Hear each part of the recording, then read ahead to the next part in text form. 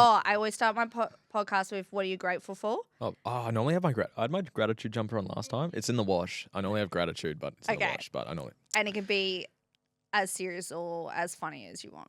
I would be. I'll start with some vulnerability. I had a lot of things come up for me on the weekend, just like some things that I was suppressing, and some emotions came up for me. And I opened up to my partner, my wife, on Sunday, and I cried my eyes out in front of my wife, and she just held a really safe space for me to do so. So that's I haven't had one in about 3-4 months. So it normally happens every sort of 3-6 months.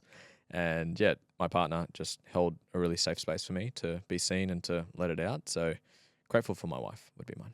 Oh, thank you, Lewis, for sharing that with us. My pleasure. So I am grateful for a roof over my head. That I think is very important. My kids and I slumber partied last night. That's cute. In the new house when the removalist broke down with all our belongings, and we figured out that all you need is a blow-up mattress, some sheets, and some clothes. Beautiful. And you can live easily that way. Beautiful. So, Lewis, tell us a bit about you. You're a performance and fulfillment coach for high achievers. Yes. How did you start this journey? I generally start with childhood because for me, childhood is where the seeds get planted for things to blossom later, purpose, trauma, wounds, purpose, and all that. So I got diagnosed with Asperger's, autism, and ADHD when I was younger. So that plus a very emotionally unsafe upbringing from mum and dad, and just having my own traumas and wounds early days. So those were the seeds from many, many years ago. I became an overachiever because I downloaded a lot of beliefs that I wasn't enough, I wasn't worthy, and I decided unconsciously to overcompensate for that and have to be an achiever, mainly for my dad. That turned into sports, so I was pursuing a rugby league career. It's how I went to PBC for that reason. We're talking about PBC, so up the Reds. So became an overachiever, just had to beat everyone, be better than everyone, whilst also being a people pleaser at the same time, which was a good combo. And during year 12, I had a vision of I didn't know what I wanted to do. It's like, what do you want to do with your life long term? I didn't really have that answer, but I decided to be a high school teacher. I wanted to go back to PBC, and I wanted to be a personal trainer. And I put those two together. That was kind of my goal at one point. And I guess that journey led me into the fitness industry, where I hadn't done the inner work yet, so I was very much still in that mindset I'm going to achieve to be enough for my dad, for my life, for others, and to prove everyone how successful I was. And that led me down business. I got into business. I opened up a couple of gyms, and I think I had 3 by 22, and I was just like very much achieve. But during that time, I was going really deep into self-development. I was doing the Tony Robbins events, the seminars, the DeMartini, Joe Dispenza, Peter Crone, and I was just loving self-development. It was like the drug for anyone that's into the self-development world. It's like when the curtains get pulled back, you're like, holy shit, like all this stuff is here. So I love that, really obsessed about that, and I just found a love for it. I can't remember the date, but it was around sort of 23, 24, hit the sort of dark night of the soul where like all my businesses, because I built them they were very unsustainably built. They were all like hype and energy, no systems and processes. I hadn't really learned that yet. And but I was, again, just overcompensating. I was just like working hard. I just work harder to make it happen. But eventually came to a halting end. I gave one of my businesses away. I literally just gave my shares away back to a business partner. I got clear on my purpose, my mission, my vision, my values. Did a ton more inner work, and I continue to do so.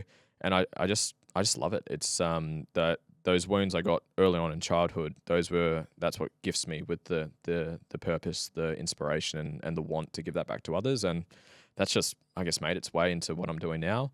I've been coaching people for 10 years, if you include the fitness industry part of it. And I've been doing this full time for almost 3 years now, just coaching people mainly to find their purpose, work through their wounds, their trauma, their limitations, but then also marry that with practical, because I take the piss out of it on sales calls sometimes, but there's a spectrum of like, there's spiritual woo-woo people on one end where you're levitating all day and grateful and you're feeling so fucking good, but they've got no money, they're broke, and they can't pay the bills. And then on the other side, you've got your business coaches who are like systems, processes, marketing, sales, and very analytical, but generally very burnt out and unhappy and fulfilled. I believe you've got to integrate the two.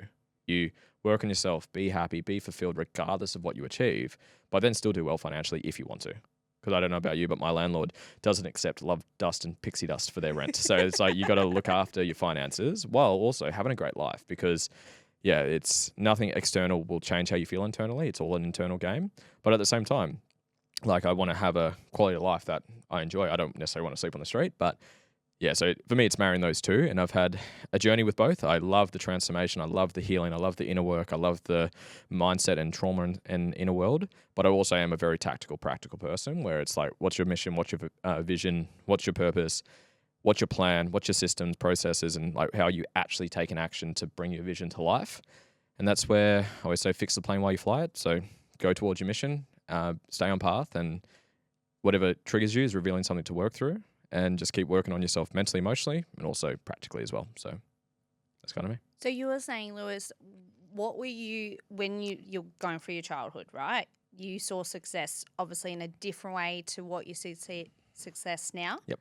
So let's talk about what did you measure success back then? It was about looking your dad being proud of you, for instance. But how did you navigate or think of what that actually was? For me, sports was that. Tony Robbins has his movie. If you haven't watched it, it's on Netflix. And it's like on the closing credits, he says, "Who did you have? Which parent did you crave love from the most?" For me, that was my dad. And they said, "Who did you need to be for that parent?" And for me, it was an achiever because I would have played sports. Sports was the outlet. If I played a good game of sport, I'd get love and affection, get chocolate on the way home, get a treat on the way home. And if you didn't play very well, you kind of get the silent treatment. So I'm like, okay, if I achieve, I get love. And so that's where the high achiever kind of kicked in for me. So it was sport originally. And that was like, if I'm successful in sport, I'll be enough for dad because dad was the main driver for me back then. But it was very much like status. It was just very external goals, whether it's money. For me, it was sport. That was the avenue I was chasing, but it was all external. It wasn't about values and purpose and being authentic and doing the inner work. It wasn't any of that stuff because I didn't understand any of that stuff back then. But yeah, it was just very much goals, achieve. That was what success was to me back then. And were you setting the goals for yourself, or were your dad setting the goals for you? It was me doing it, Yeah. but I'd say it would be through the filter of him. Yeah. Like he'd always say, when are you putting the boots back on? When I was like starting to like get out of the football, when I was going from football into business. So it's easy to say in hindsight, it was me, but I'd say it'd be very heavily filtered through his beliefs. Like I would say he was trying to live his unlived dreams through me. So I was kind of the vessel for that. But when I got to sort of the 18, 19, when I started to get into Tony Robbins, so I got into self-development when I was quite young. And yeah, when I started to open up the veil and pull the curtain back, I'm like, oh, okay, this is not my values. This is not my purpose. I'm doing all of this to someone else's approval rather than what actually lights me up. So, but yeah, it took me a while to get those lessons.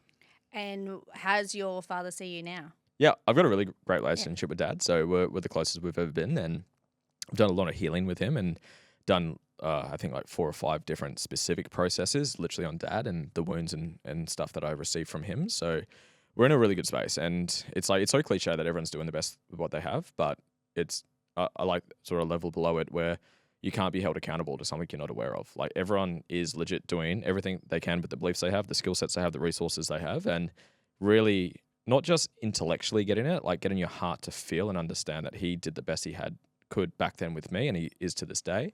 You just get to actually feel that genuine love and appreciation for him gifting me with all the things he's gifted me with.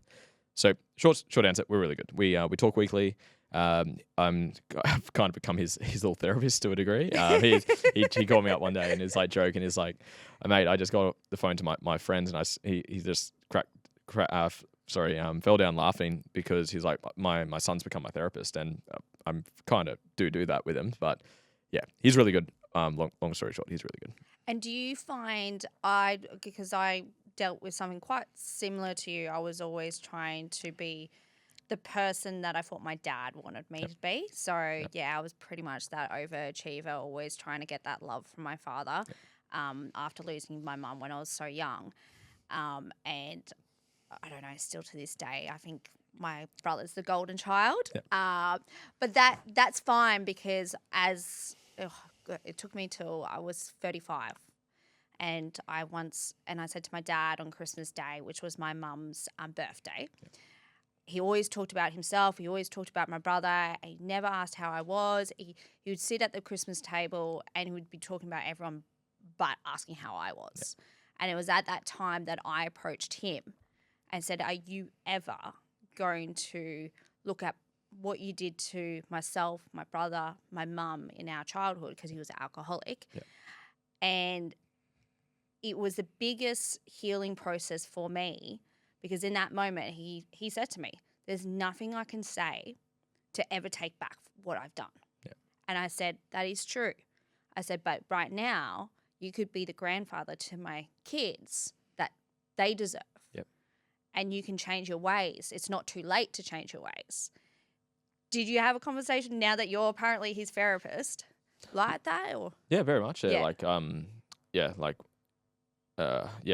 short answer, yeah. So I've done. I'm writing a book, and this story's in the book, so I can talk about it. But one core memory that stands out for me, there was I had locked myself in my room. My brother and dad were having like a verbal fight throughout the house, and then I just hear my brother, a lot of swear words thrown back and forth. I'll keep it kind of PG, but I won't repeat what was said. But my brother ran down the house, locked his door, slammed his door, all the swear words in the world being yelled out. And then my dad physically broke the door down to get into my brother and to get him. And I locked myself. I was freaking out. I think I was like maybe 9, 10 at the time. And like I've spoken to him about this. I said, hey Dad, I just want to be real with you. This is something I've just done some healing with. I'm very grateful that it's happened, but I just want to let you know where it's come from me, in case there's any shame from you, because he's probably still holding on, which he was as well. So yeah, I don't necessarily talk about every single process I've done on him. Once you do a process, depending what type of healing that you go down or what path you go down, generally it is very healing, and it's good to close the loop off to actually have a conversation with that person. Not always practical. Sometimes that person has passed away and you can't actually do that, but it's something I do with my clients. Is we go through the process of healing the wound and the trauma, and the last step we do is we actually write a gratitude letter to that person for them being exactly who they were meant to be, to play the role they were meant to play, to help you become who you're destined to be. And I encourage them, if they've got the opportunity, if the person they're going to speak to is ready to handle something like that. So yeah, I have had very open, vulnerable, healing conversations with my dad. Yeah. And you're right in that way.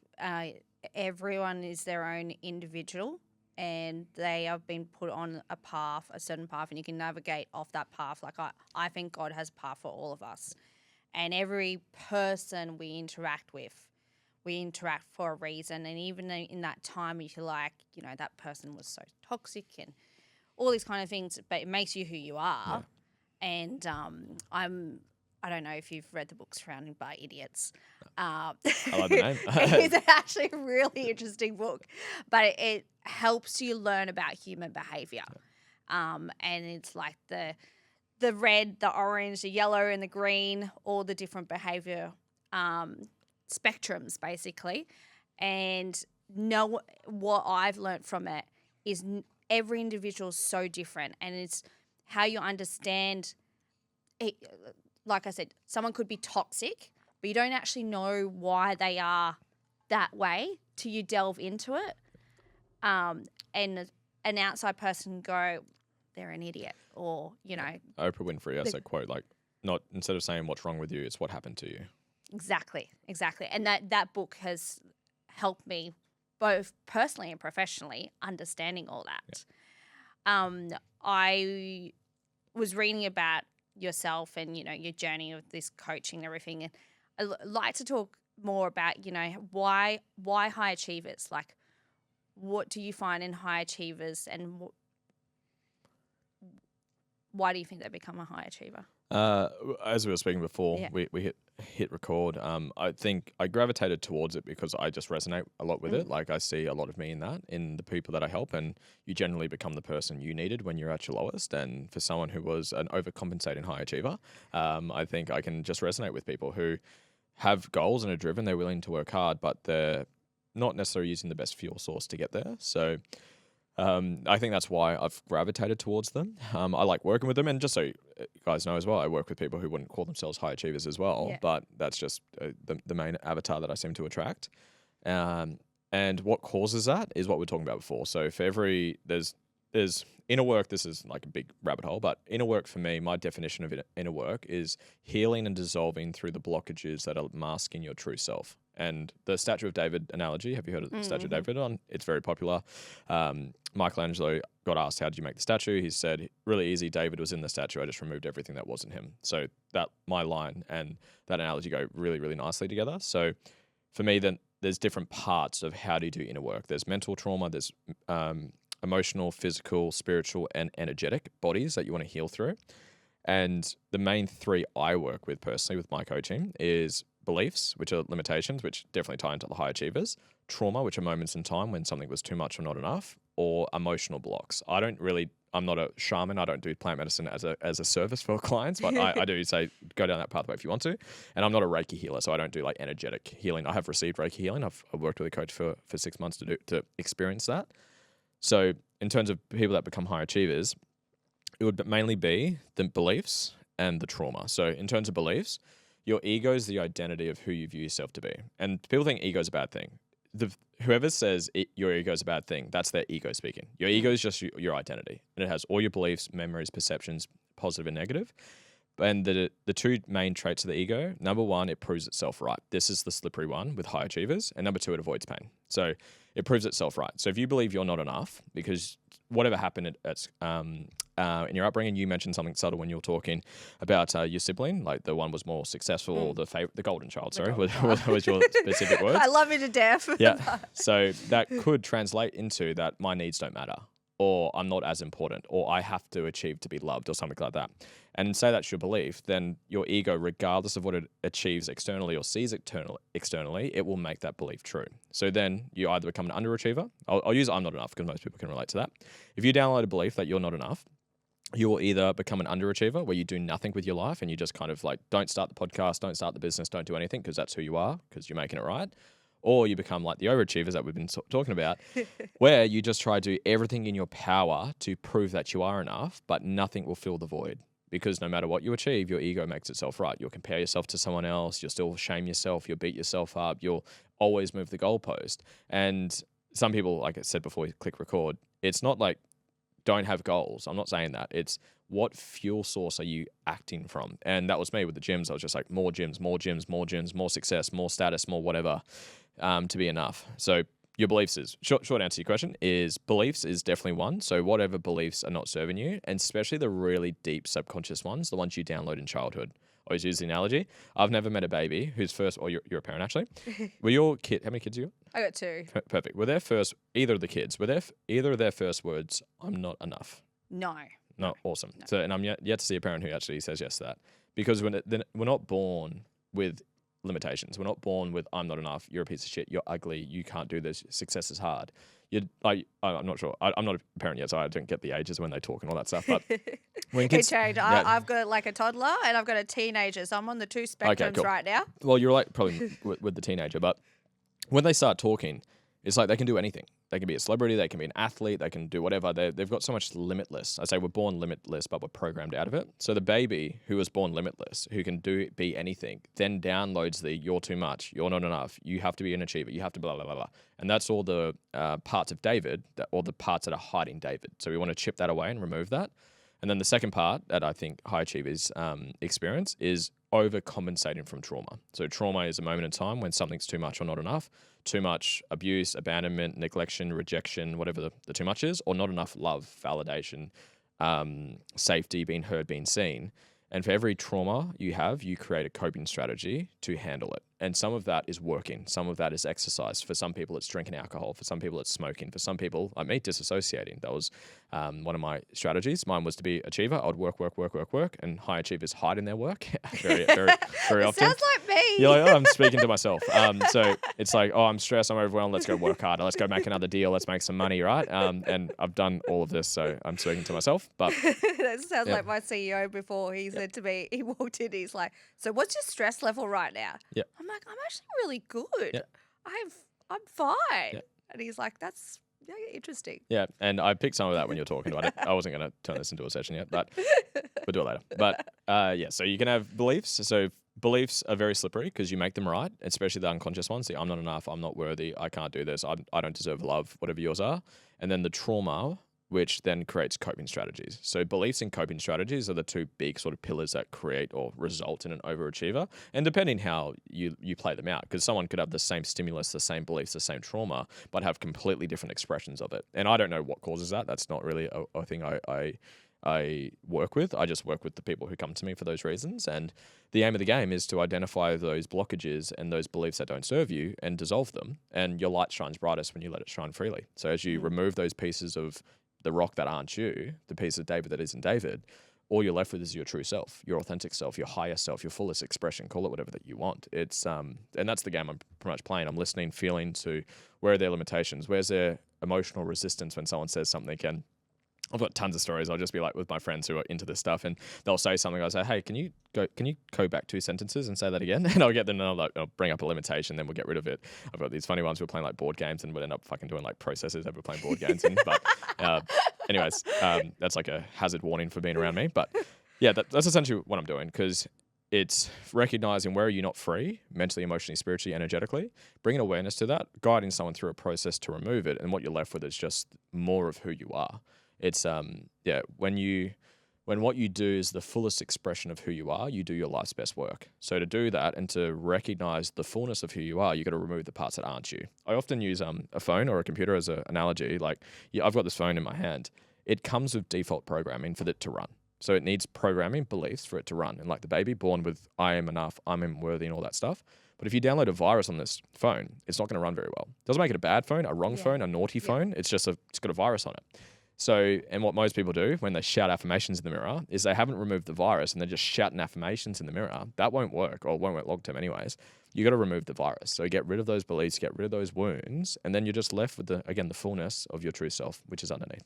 And so how does someone get rid of those beliefs, the virus, basically, if they don't understand what is negative in that belief? Yeah, true. Well, you can't be, what I said before, you can't be held accountable for something you're not aware of. So listening to this, hopefully you got some awareness now. Okay, I've got some shit to work on. Perfect. Welcome. Well, you're in the game. So give Lewis a call. Yeah, give me a buzz. But bring awareness to it. Yeah. I do have steps, and I can go through those steps. But you've got to bring awareness to it. So you will attract people and circumstances to reveal where you haven't healed. So wherever you get triggered, there is something being revealed in you. Nothing triggers you. It reveals what's inside of you. Unless you're actually in danger. So if I pull out a knife right now and I go to physically hurt you, you will naturally get sympathetic nervous system, and you would go into fight or flight. That's very natural. Yeah. That's going to happen regardless for the rest of your life. It's a human's evolutionary. So how do you break through that? Recognize it. So when you get triggered, and you're not in danger, if it's not life-threatening, it's just ego-threatening. So if you're not actually going to die, but you get triggered, tune into it, be aware of it. Can't be aware of something you're not, you can't be held accountable to something you're not aware of. So you get triggered, take awareness of it, don't project and blame. It's you. It's revealing something in you. And this is where it can get it requires practice to do it. When you get triggered, it's one of two things. It can be both, but it's one of two things. It's either a wound, a trauma, or it's a belief. So say you have a belief that you're ugly and I call you beautiful, you're stunning, you're gorgeous, you're elegant, but you don't believe it. You're like, oh yeah, thanks. And you're like, oh, you'll seize up your nervous system. If you believe you're not good with money or money's evil, and then we go talk about money, how we're going to make money, show me your bank account, you're like, you don't want to do it. So whenever you get seized up, it's either a belief or it's a wound. So I'm trying to use an example. I guess I know a lot of people have gone through domestic violence, for instance, which is a traumatic experience. So when you're saying about those triggers, like how would someone in that situation learn that it's not going to happen again, if that makes sense? Say it again. So learn that it won't happen again. So like if they've been through such a traumatic experience in a domestic violence, they're mostly fearful. Yep. And there is a big society of that. There's no voice in it, really. Yep. And I guess, is there a way that someone that's gone through that can come out the other end? Anything can heal, yes. So any wound can be healed. It needs to be at the right pace with the right person. So I like the term don't blow up the toaster. So don't go too hard. Don't go from I've never opened Pandora's box to let's go to the most can I swear on this? I don't know. I'm trying to hold it back. You're about to say fudge because we have teenagers that listen. Sorry for swearing. So don't go from 0 to 1,000,000. So don't go blow up the toaster. So don't I've never addressed anything. Let's go straight to everything. Don't do that. So ease your way into it. But every wound can be healed. I've done processes on people that have been abused, who have been raped, who have been assaulted, who have been abandoned, who have been financially taken advantage of. I did one recently. I had a client. She was 6 years old. Her mum, when she was 6 years old, told her to her face, "I wish I had an abortion instead of having you." So that was moment in time where the trauma happened. Yeah. And I went through a process with her. Within Yeah. 60 minutes, she's crying her eyes out for love towards her mum. At the Yeah. end of the process, 90 minutes into it, she was writing a gratitude letter to her mum. At the end of that process, she said, "This is the first time in 20 years I've felt genuine love for my mum." Yeah. Every wound can be healed as long as you know how to do it, you're willing to do it, and you're ready to do it. So, don't blow up the toaster. Don't go from like, I've never touched my stuff and let's just unpack it all right now in not a safe environment or with the right person. But everything can be healed. You just need the right person, the right process, and at the right time. A friend of mine, I think I was talking before we went on air, she's in her 50s. Yep. And she came up to me, she listens to the podcast all the time, and she's like, the last podcast we were talking about was self-worth. Yep.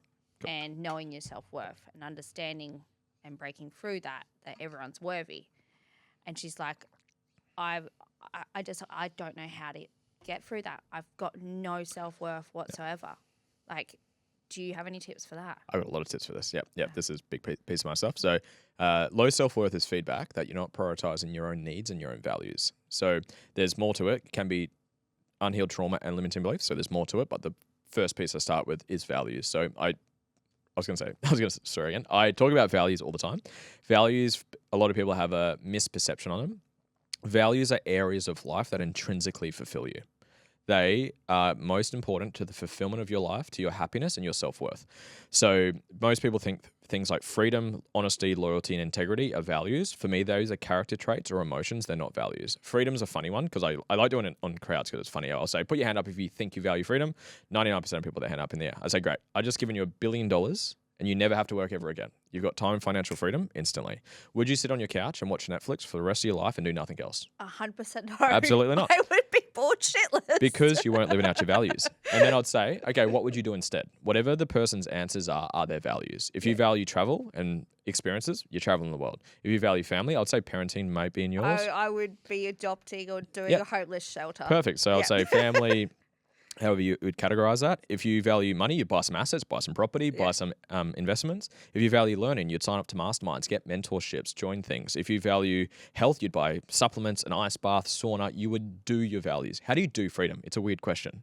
Just sit there and like be free? It's a weird question. Yeah, I don't actually know. You know where I want freedom? Yep.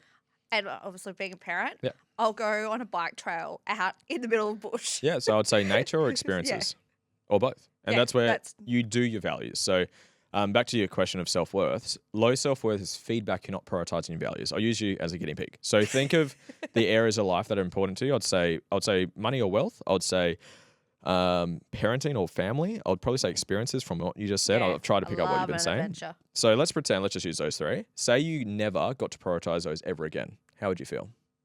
Empty. Shit. Yeah. Your self-worth would go through the toilet. Yeah. Best example, I had one of my clients. On most of my calls, I start with how are you personally and professionally out of 10, and like for each answer. And you can't say 7; it's a get out of jail free card. And she said 4 for both. I said, okay, that's not very good. I said, well, why do you think? She didn't know. I said, okay, let's go through your values. So top 3 are most important. So first one for her was friendships. I said, how'd you go with your friendships this week? Haven't caught up with anyone this week. There's your first clue. Second, business. How's your business gone this week? I haven't done anything to grow my business. There's your second clue. Third was health. How have you gone with your health this week? I haven't done anything for me. I haven't trained and I've eaten like shit. No wonder you feel like shit. So we scheduled in her values into her calendar. She went and did them, jumped on our next call. How do you feel today? Oh my God, I feel amazing. Oh, wonder why. And it was why she just looked after her values. Low self-worth for me is feedback that you are not expressing the fullness of who you are. You're not being your true self. You're putting everyone else's needs ahead of your own. All the cliche quotes come up. You have to pour from a full cup. So don't fill up your cup before you pour into others. When the oxygen mask comes down, who do you put on first? Yours, not the person next to you. Put your values first 80% of the time, because obviously parenting and business, there's going to be times where you need to put, or not need to, where you're probably going to put other people's values ahead of your own. But for 80% of the time, 90% of the time, put your values first. And then your self-worth will go up and you'll feel incredible. That's the first thing. Then limiting beliefs, trauma. And then for me, practicing the thing you want to be more confident at or have more self-worth in. It's just like practice. It's more practical. So values, limiting beliefs, healing trauma, and then practice.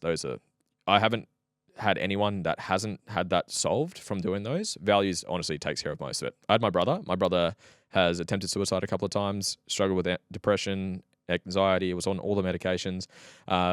He's just started to get into the self-growth and the healing chapter of his life. And he's older than me. He's 2 years above me.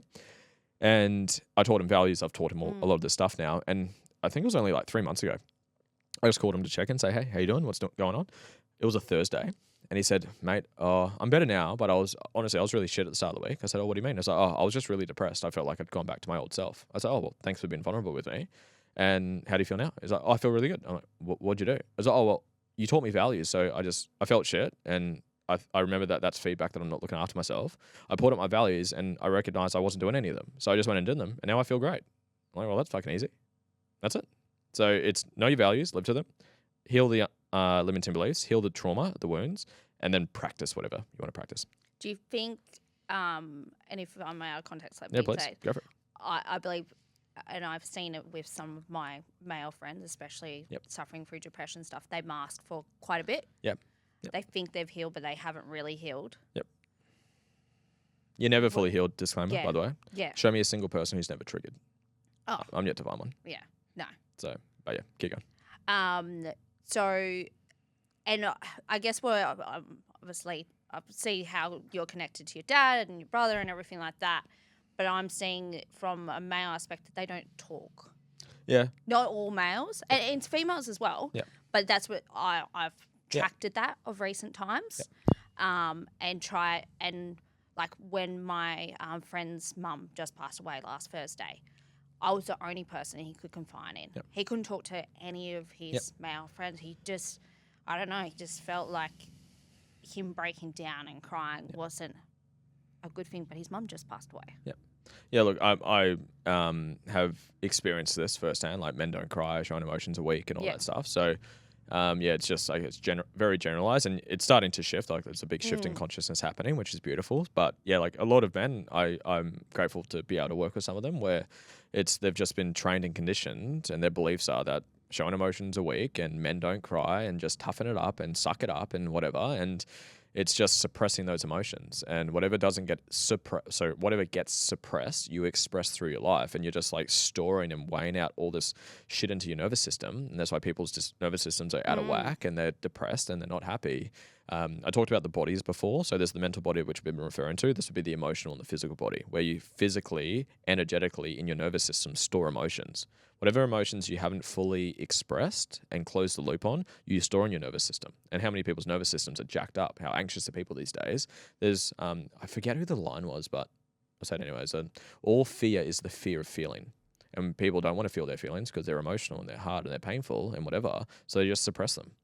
Yeah. Where just have a safe space and find someone to, hopefully, and this is where like coaches, therapists, and obviously close, safe friends, just find someone that you can actually, like I mentioned with my partner, just for her, that conversation we had on the weekend where I just opened up and cried, like it was so healing just because she saw me. Shame only has power by being unspeakable. So by actually be seen in the thing that you're shaming yourself for and you think's wrong or bad or you've got judgment towards, just the only problem is you think you have a problem. Just being seen and heard and loved and validated for the thing that you're suppressing is so healing. So I don't know where that came from, but no. Well, it's a lot of people don't speak. They don't want to. It's not that they've got a voice, but they don't want to share that voice because they're embarrassed by that. Yep. Embarrassment could be a wound. Yeah. So remember, this gets really slippery. This is really cool. So trauma is specific. Like I said, it's a moment in time, and it's a one-word answer. And there could be obviously many one-word answers, but it's a trait, action, or inaction. So if you go back to a moment that was traumatic, if you say it in one word, what's the action, inaction, or trait that's hurt you too much or not enough, you'll get a one-word answer. You just use the word embarrassment. That can be a wound. So you had a moment where you felt embarrassed. And this is where it gets slippery. So you've got something called the RAS, reticular activating system in your mind. It's very common in reticular activating system. Big words. Very common in self-development. Essentially, what you deem as important, you'll find. So you buy a new car, you see the car everywhere. Buy the new shoes, see the shoes everywhere, right? So you find what you deem as important. But it works in reverse. If I tell you, don't look for a yellow bus, what are you thinking about? The yellow bus. Perfect. I'm going to spot the yellow bus. Absolutely. So if you've got a trauma that you haven't healed through, you're trying to avoid it because it's painful. Guess what you're looking for? Unconsciously. The same thing. What you run away from, you run into. So whatever trauma you haven't healed through yet, you're going to attract it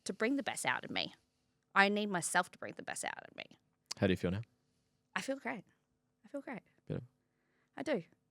I've like just turned a leaf and I just realized I can be solo and it's not that you don't need, everyone needs love, but I have found it in different avenues and that is the friendship circle I've got around me. Beautiful. Like I have by far the best friends I could ever ask for. And they've come through different stages of my life, but they're people that I can rely on. And for instance, one of my best friends this morning sent me a text like, I've just gone through a separation and the last day in the family home was on Sunday. And she's like, I'm so proud of you. Just know the best is yet to come. And I was like, thank you for just sending me that. That's what I needed today. It's beautiful. But it's also knowing who you can lean on. You know, that's safe, secure environment. Yeah. That's important. 100%. And I think, you know, when we're talking about self-worth and what I was talking about that lady, I was like, you can, if you choose, you can find your self-worth. 100%. But you need to take the steps to find it. Got to do the work. Yeah. And that's like, And if you don't want to do the work on yourself, it's never going to happen. yeah. And there's nothing. I think I had a question. It was about like, does someone have to do the work? It's like, don't have to do jack shit. You could stay wounded if you want. I personally don't want to, but yeah, anyone can do the work if they're willing and ready to do the work. Yeah. I said that to a friend who's spiraling out of control. And I was like, there's only so much saving I can do for you. Yep. If you don't want to save yourself, I can't do anything more for you. Yep. Like, I'll still be there to lean on everything like that, but I'm telling you, these are the steps you haven't taken in life. You're a great friend. And you keep choosing to keep going down this spiral hole. Yeah. I'm like, you're never going to get out. And he's like, you're right. And I was like, I'm not someone to say I'm right. I said, but I care. And I'm watching you go down this spiral hole. This is not good for your kids. And you're going to become their traumatic experience. I like you. Do you know what I mean? Like, yeah. I agree with everything you're saying. If you don't pick up what you're doing wrong, I shouldn't say doing wrong, but you can act like a victim. You can do all these things. But who wants to be, it sounds bad, but like our parents, and you're then eventually their traumatic experience. Yeah. How fair is that? Yeah. Like, I definitely want to break the cycle. I don't want to be how I grew up. Yeah. And I'm very conscious of that. And there's so much pressure on kids these days, a lot more than what we had, especially with all the social media, and it's a scary world out there. And that's why, like, every night I sit at the table with the kids. I'm like, tell me one thing you're grateful for. I love that. And just remember that, and let's hold that. I love that. And then we start the morning with affirmations every morning too. Love it. So I was like, I'd rather you not be on social media, and let's just read a card out, and let's use that to help someone else when I go to school tomorrow. It's powerful. You're a very conscious friend, and I something that just came up when you were talking. We grow on the borderline of support and challenge, and I just love how you balance that really well. Like, I'm here for you, I love you, but get your shit together. Yeah. Like See, I wasn't always like that. I would definitely have my energy all ripped out of me because I was trying to help so many. Yep. But I've now, again, through this 18-month journey, learned there's only so much I can give, and the rest is up to that individual. Yeah. Like, I'll be there, but if you're not going to help yourself, you're not going to help yourself. 100%. That's at the end of the day. But I'm like you, like, I've gone through seeing friends that have been suicidal, including very close friends. I've had friends commit suicide. So I'm conscious of that as well, because at the end of the day, it's the last thing I want to see again. But I came to realise that there's only, so much one person can do. Absolutely. Well, Lewis, if anyone wants to get in contact with you, how can they get in contact with you? Instagram's where I hang out the most. I'm on most platforms, but Lewis Huckstep across the board. I've got a website. Doesn't look very good, but you can check out my website. Not a good sales pitch, but I've been on your website. There's nothing wrong. You just want it simple. It is simple. I'm a simple guy. It's simple, straightforward. Very simple character, but Lewis Huckstep across whatever platform you like to chat. Instagram's I'm most active. And yeah, if you want to have a chat, I get back to most of my messages. So. And what about your book? Oh, yeah. Yeah, I do. need to know more about this book. I'm a book reader, Perfect. so every holiday, Awesome. that's my thing, because I never get to do it at home. I buy a book at the airport, Awesome. and that's the book I read on my holiday. Love it. Love it.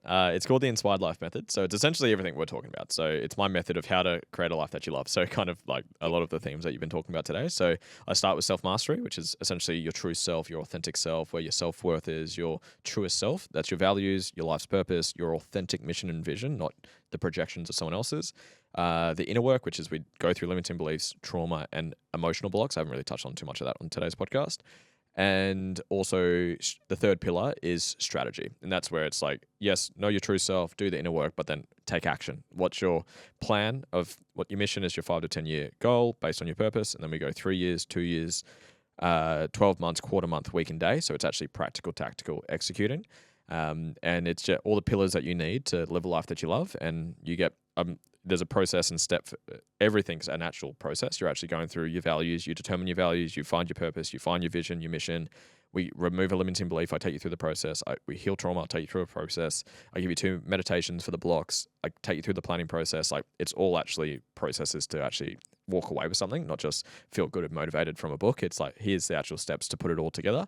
And yeah, it comes out October 18th, 2024. So a couple months from recording this. And yeah, hopefully people get some value from it. Yes, most definitely. And I love how you say live your life, like your dream kind of life, because that's like what I'm so, like this is why we call Queens Create Dreams, because it is about living that life.